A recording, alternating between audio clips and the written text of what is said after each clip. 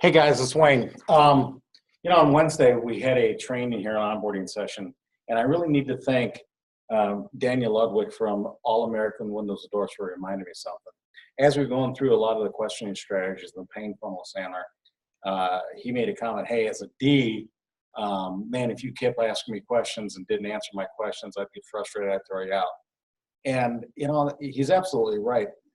That would happen. I'm not denying that at all.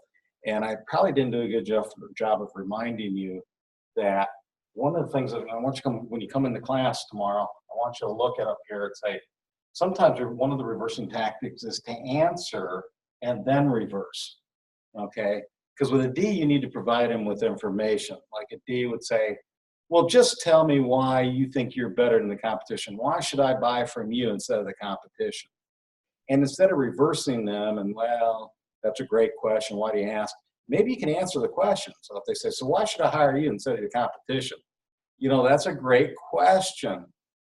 I believe that our ongoing reinforcement training component separates us from the competition. But that's probably wouldn't be enough reason for you to consider us. Or was that something that you were thinking about? So you answered the question, but yet you reversed it, which still is the idea of reversing, is the change of flow of information. So you answered the question, but now you put the back into his court, and that person has to answer your questions. So think about it that way. You're not always there to answer their questions without getting information in return. So I also reminded you that, softening statements. When you stroke, repeat, reverse, that's a great question. Sounds like there's an important reason you asked that question. A lot of people ask me that.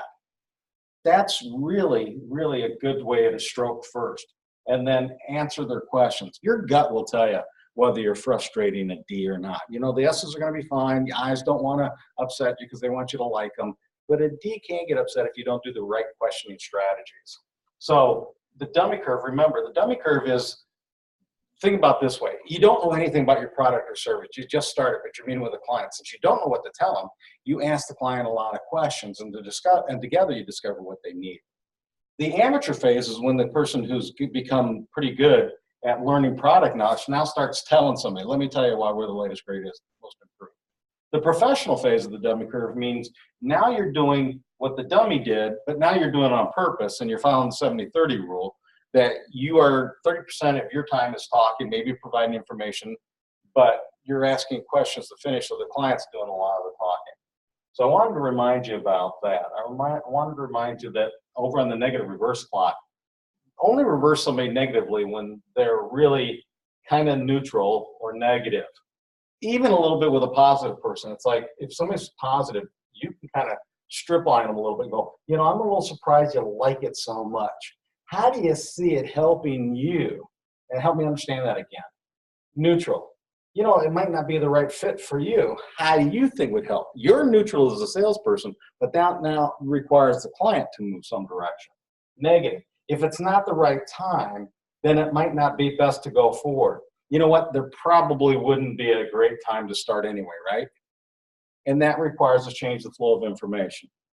So to get through these D-style people without frustrating them, and thanks again, Dan, for bringing that, because I certainly don't want to frustrate Ds.